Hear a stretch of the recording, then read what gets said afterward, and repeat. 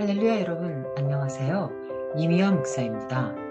오늘 저는 요한계시록 4장 1절에서 11절의 본문을 근거로 보좌에 앉으신이라는 제목으로 하나님의 은혜의 말씀을 잠시 나누고자 합니다. 요한계시록은 묵시문학적 문체로 전개되지만 전체적인 구조는 서신서의 방식을 사용하고 있는 기독교 연서입니다. 묵시적 양식은 주전 2세기에서 주 1세기 유대인들이 많이 사용했던 문학 양식으로 바벨론 포로 이후 하나님 나라의 회복을 간절히 바라는 과정에서 생겨났습니다. 그러나 유대교의 묵시가 심판과 절망을 나타내는 반면 요한계시록의 묵시는 하나님으로 말미암아 새롭게 나타날 구원과 영광의 날을 소망하고 있다는 점에서 차이가 있습니다.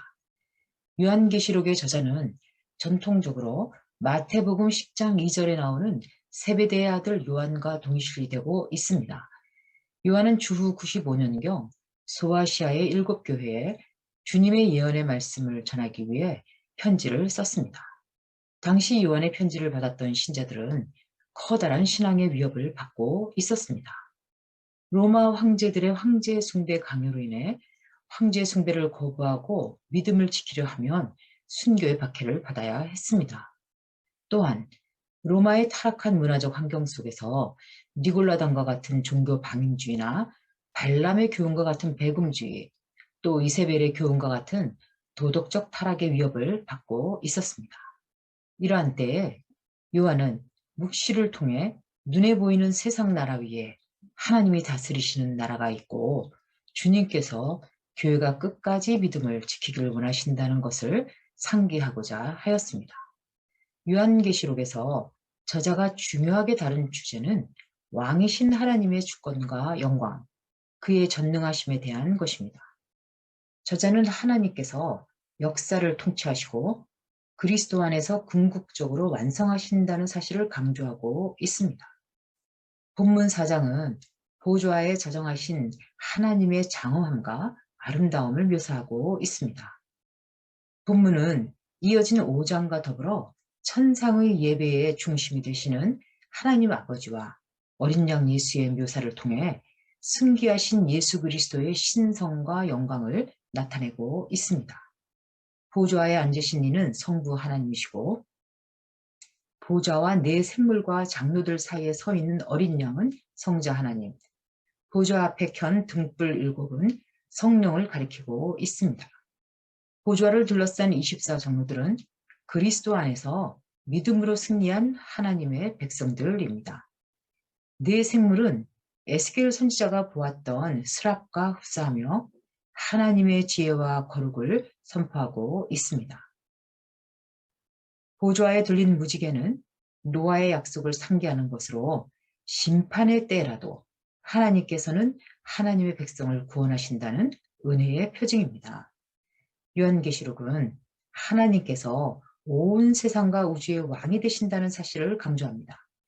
사실상 인간 나라의 통치자들로부터 박해와 고난을 받던 신자들은 과연 이 세상의 주인은 누구냐?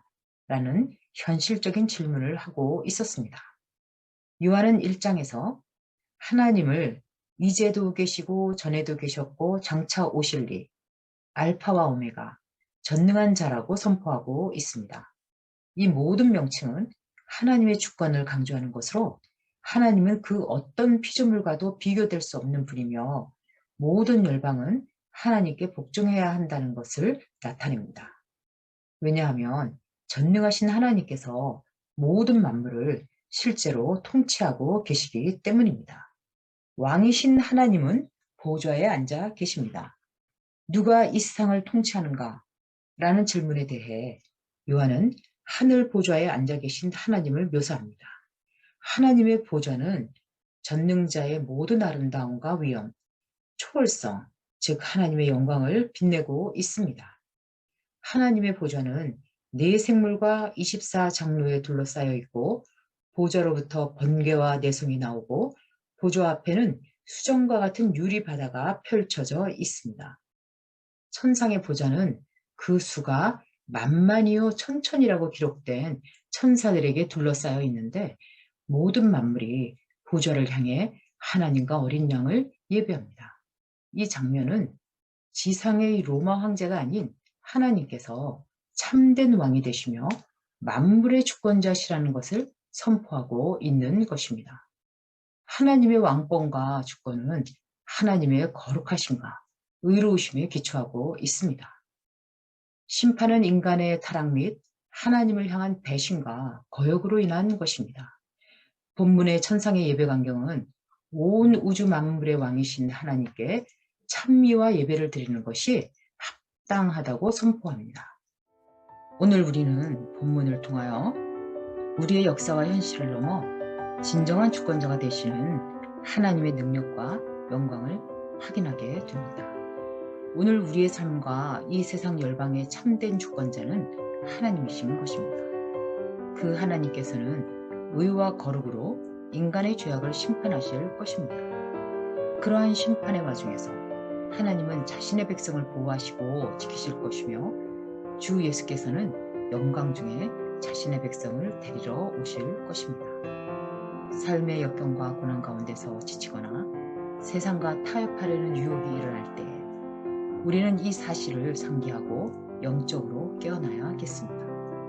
여러분 모두 우리의 삶과 운명의 주권자 되시는 예수님을 바라보심으로 모든 역경과 유혹을 이기고 믿음의 승리를 거두시기를 예수님의 이름으로 축원합니다.